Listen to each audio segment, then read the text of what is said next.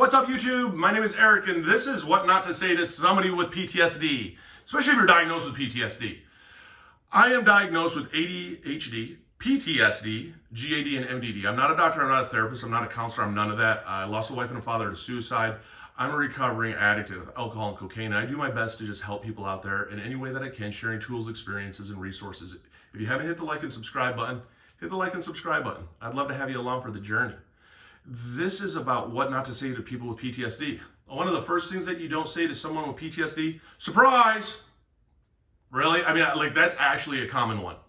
Don't try and scare somebody with PTSD. That's just a respect level. I mean, come on. You got to be careful and you got to be aware. If somebody has PTSD and they're vocal about it, respectfulness, that's the supportiveness that we get to fight through. Because the reality of a PTSD trigger or flashback is a nightmare. You're locked in a memory that's not letting go of you. It's not you letting go of the memory. It's the memory essentially letting go of you. And we're fighting through this bullshit. So that's one of the things that just don't try and do the whole surprise factor. Also, I have a shaved head. I'm built, I'm a male. I'm not military. So don't ask us if we're a vet or what branch of the military we served in. Again, PTSD isn't necessarily for just first responders and military. Anybody that went through a sexual abuse trauma, anyone that's went through trauma of any sort can experience and be diagnosed with PTSD. So don't assume that we are a vet. Another thing, oh wow, you got triggered by that? You must be sensitive. No, see, the smell of blood, it doesn't mean that I'm sensitive. The smell of blood, that iron smell in it, that's one of my triggers. That locks me up. That makes me relive the experience I had going through my dad's car. So it's nothing about being sensitive. So to call somebody, oh, you're being sensitive, you're just being sensitive again, no. That's one of the big ones to avoid. Another one to avoid. You know what? My boss yelled at me. My parents yelled at me. I must have PTSD. PTSD is formed through a traumatic experience that you end up living in life that you can't let go of, that it won't let go of you, and you are not locked with it. That's what PTSD is. It's not that you got locked into a memory or something of your boss yelling at you or your parents yelling at you. Another one, don't ask somebody, especially if they say they're military, how many people you kill. Really? Again, that's as good as the fucking surprise one. Certain things, I mean, it comes down to respecting somebody and respecting the battles that they're going through. That's, again, another question that you really don't want to sit there and ask somebody.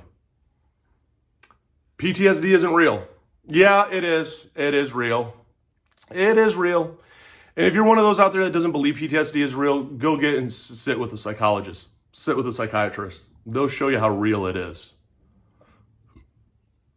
Another one. Don't ever just look at somebody and tell them it's about time to get over it. Because it's not us getting over it. That's not what PTSD is. It's not us getting over the event. It's us working through that event and finding that peace in our brain. It's not anything to do with getting over it. The struggles of PTSD is real. I mean, that's why you do see the signs that they even make that say, you know, military lives here on the 4th of July. Please be courteous with your fireworks. I mean, PTSD is a fight. And a lot of times with PTSD doesn't mean that we're violent. It means that we're holding on to a lot of grief. We're holding on to a lot of pain. So the more respect that we get, the more that we're urged to work through our battles, the easier it is for us. And again, it comes down to that simple thing of kindness. The smallest act of kindness goes the longest way. So just be careful of the words that you say and how you say them. Because you can make a huge difference in somebody's life, but you can also tear them down. Hit that like and subscribe button. Comment down below. I'd love to know your thoughts on this. If you're new here, I do share a lot of videos when it comes to anything I can to bridge the gap between a crisis hotline and therapy. All just the tools and experiences and resources that I can share to help somebody out there struggling. In the description box are links to all the different social medias. Even have a link to the mental health Discord. It's peer-to-peer support.